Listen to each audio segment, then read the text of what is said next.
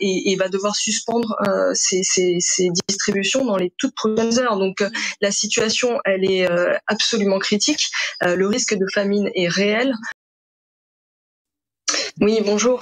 Effectivement, votre invité parlait de l'urgence. Il y a clairement urgence. La situation sur le terrain, elle est absolument critique. Médecins du Monde a une centaine de personnes qui travaillent tous les jours dans la bande de Gaza pour tenter de fournir des soins de santé.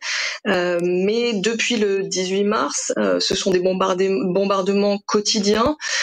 Comme Bissane al-Hindi, qui a été tué dans son sommeil par un bombardement sur sa tente à Khan Younes dans la nuit du 17 au 18 mars dernier.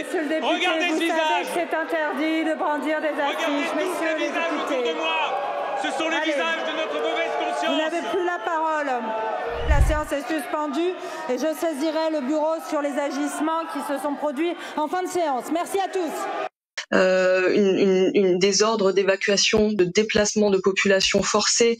Donc aucun endroit n'est sûr actuellement dans la bande de Gaza. Et effectivement, le blocus total qui est appliqué à la bande de Gaza depuis le 2 mars fait qu'aujourd'hui, il n'y a plus de biens commerciaux, il n'y a pas d'assistance humanitaire qui peut rentrer. Et on est vraiment dans une urgence de pouvoir accéder aux populations et de pouvoir fournir un niveau d'assistance qui, effectivement, pendant le cessez-le-feu, a pu rentrer un petit peu, mais de manière très largement insuffisante pour couvrir les besoins. Là, ça veut dire quand vous avez des retours de vos équipes sur place, de la centaine de personnes, vous nous le disiez, qui sont à Gaza pour Médecins sans frontières, il n'y a plus à manger, il n'y a plus de quoi se soigner? Alors, nos équipes de Médecins du Monde sur le terrain constatent cela. Effectivement, il y a plus de biens. Les quelques denrées qui restent sont à des prix prohibitifs. Pour ce qui est du système de santé, on va manquer de médicaments et de capacité du coup de prodiguer des soins.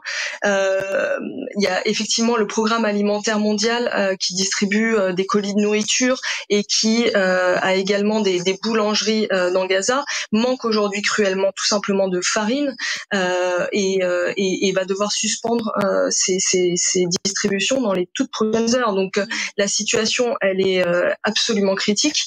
Le risque de famine est réel et aujourd'hui on en appelle effectivement au président Macron pour agir pour une levée immédiate du blocus, pour un cessez-le-feu durable et pour une protection des civils et des personnels humanitaires et médicaux dans la bande de Gaza.